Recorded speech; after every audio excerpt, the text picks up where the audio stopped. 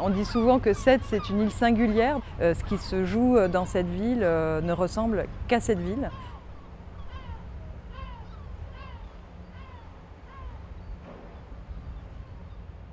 Alors, je suis Marie Cosette, la directrice du CRAC Occitanie, le Centre régional d'art contemporain Occitanie à Sète.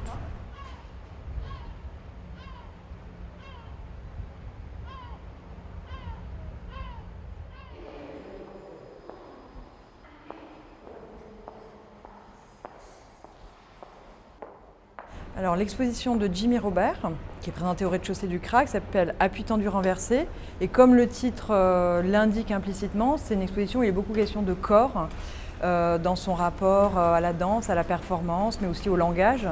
Et il y a toute une érotique des matières dans l'exposition qui nous permettent d'avoir une approche extrêmement physique et tactile avec les œuvres.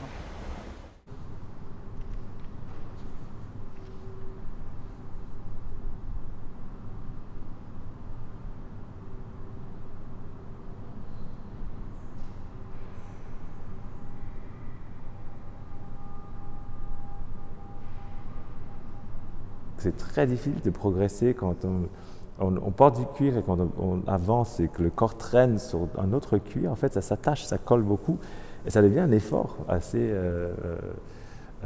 régulier de pouvoir juste avancer. Moi, ce qui m'intéresse, c'est comment justement le visage disparaît, les mains disparaissent, réapparaissent de temps en temps, comment le corps devient aussi cette espèce de matériel.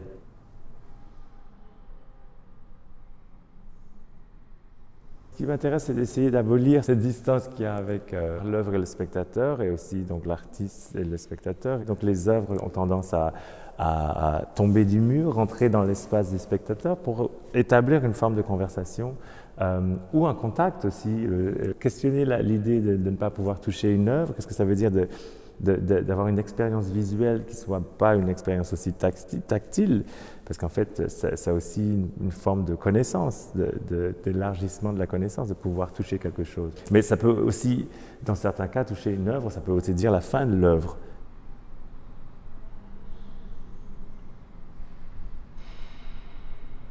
Cette question de vulnérabilité dont on parlait tout à l'heure aussi est accentuée par la surface du papier, qui peut être fort et peut être sculptable. En même temps aussi, on peut se déchirer, on peut se couper avec le papier.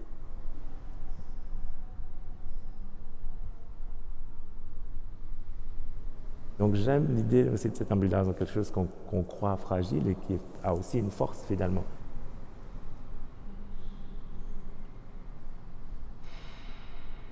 Pour moi, c'est une question de support aussi de projection. On utilise le papier pour écrire, mais pour représenter, pour faire des images. Et donc c'est quelque chose d'assez malléable, mais en même temps très fragile.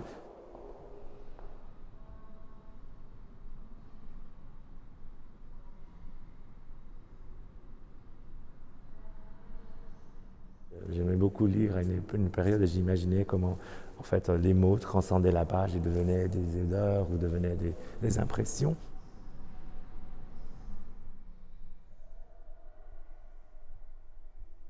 Et donc ici, ce qui se passe, c'est qu'il y a une référence au nu descendant, l'escalier de Marcel Duchamp, que je me suis en fait approprié, qui devient en fait un motif. J'ai utilisé le processus de Sherry Levin qui avait à cette époque réduit peut-être environ 6 tableaux de peintres modernistes en ces 12 couleurs pour le nu descendant l'escalier qui produit en quelque sorte une série de différentes variations de brun, comme ça pourrait être différentes variations de tonalité de peau,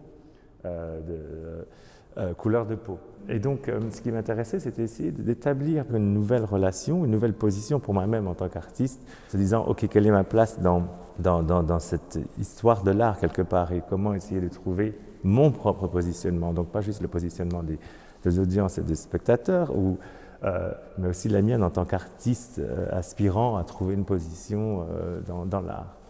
Ouais.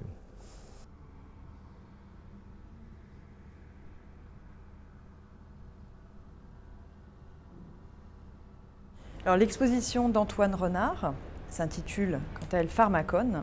Pharmakon, c'est un terme grec qui signifie à la fois le poison et le remède. Antoine Renard, il travaille sur la question du parfum et notamment le parfum dans sa dimension curative, sa dimension de soin.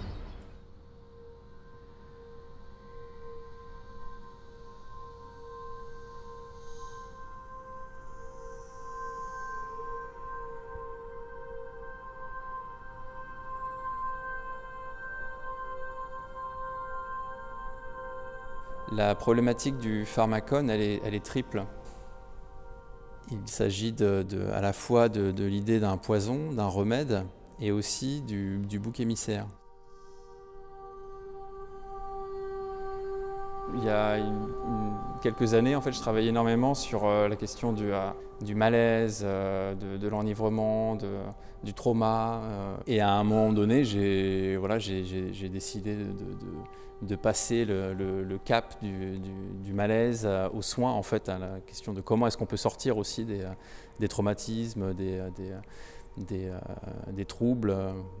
Et du coup, c'est devenu un peu le leitmotiv, on va dire, de mes recherches, en fait, qui m'a amené, en fait, à cette problématique du parfum.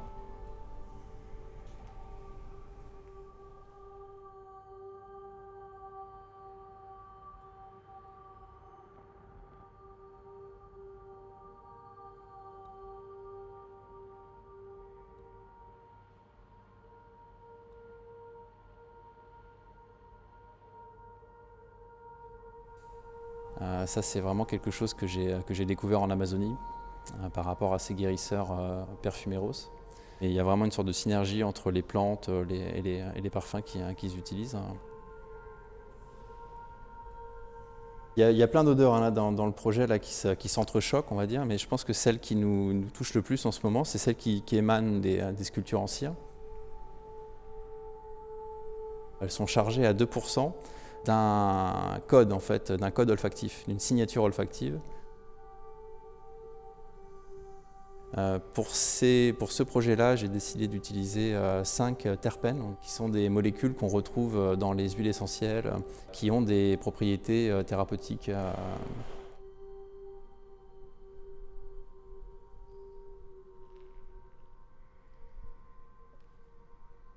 Il me parlait beaucoup de vide, en fait, de corps incomplet. L'incomplétude du corps figure un traumatisme ou une maladie ou quelque chose, et un corps sain, c'est un corps complet, en fait, quoi.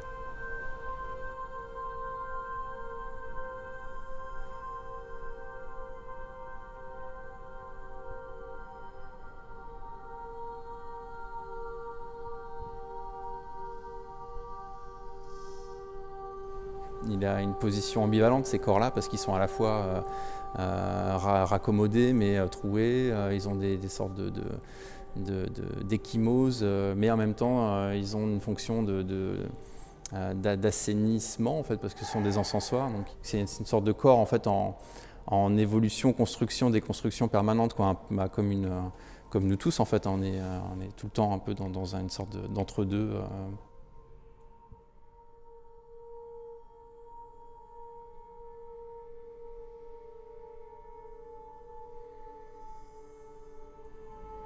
Ce que je cherche, en fait, c'est aussi à développer cette signature olfactive, et notamment par rapport à une écriture, en fait, parce que c'est comme si ces œuvres-là, elles contenaient un message, en fait, qui est un message olfactif, mais qui est invisible et qui fait l'œuvre, en fait, quoi, d'une certaine manière, parce que finalement, c'est ce qui aurait tendance à nous impacter le plus, mais d'une manière inconsciente, en fait, ce message-là, quoi.